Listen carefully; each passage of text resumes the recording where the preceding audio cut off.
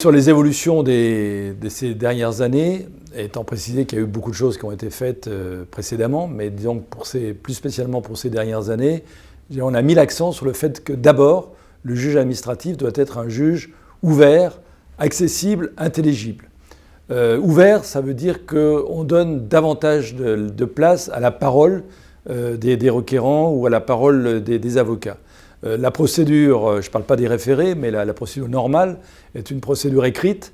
Alors bien sûr, il ne s'agit pas de remettre en cause le caractère écrit de la procédure, mais au-delà du caractère écrit de la procédure, dans certaines affaires complexes, de régulation par exemple, ou des affaires où il y a des questions de fait qui sont délicates, je crois qu'il est important que, comme on le fait en matière de référé, on donne place à la parole des requérants et aussi, il ne faut pas l'oublier, à la parole des représentants de l'administration. Il faut faire aussi un effort particulier sur l'intelligibilité des décisions de justice. Les décisions de justice sont rendues au nom du peuple français. Et ça suppose que même dans les affaires compliquées, les gens soient en capacité de comprendre les décisions que l'on rend au nom du peuple français. Donc on a transformé nos rédactions, on les a fait en ce qu'on appelle en style direct. On a supprimé les considérants, mais l'intelligibilité, ça va bien au-delà de la suppression des considérants. Ça suppose qu'il y a un effort particulier de l'ensemble des juges pour faire en sorte que nos décisions soient lues de façon plus facile, je dirais, et surtout soient compréhensibles. Donc c'est des points qui sont importants dans cette évolution. Il y a une deuxième évolution qui concerne les champs, je dirais les champs du juge administratif.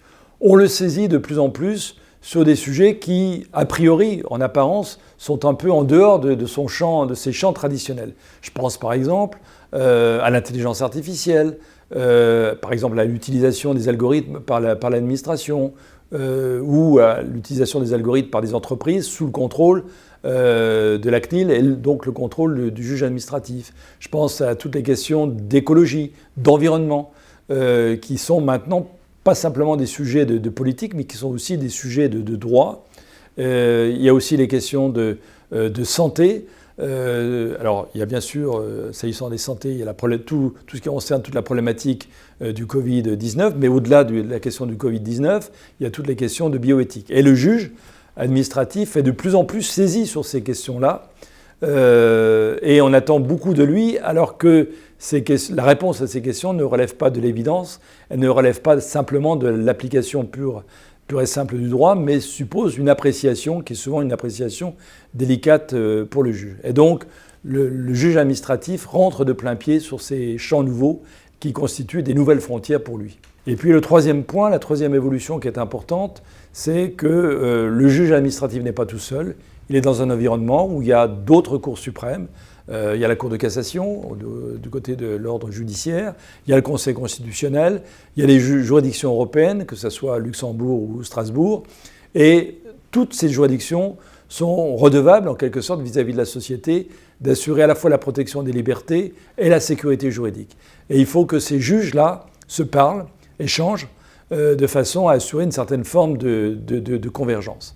Et dans les années récentes, dans les années qui viennent de s'écouler, il y a eu des jurisprudences du côté du Conseil d'État qui ont été des jurisprudences importantes, par exemple dans les relations entre le Conseil d'État et le Conseil constitutionnel, mais aussi entre le Conseil d'État et les juridictions européennes. Je pense notamment à la Cour de Luxembourg s'agissant de la connexion, ce qu'on appelle les données de connexion. Donc il y a eu toute une série d'arrêts, de décisions qui montrent du côté du Conseil d'État le souci d'établir un véritable et effectif dialogue des juges sur des sujets qui sont loin d'être des sujets faciles.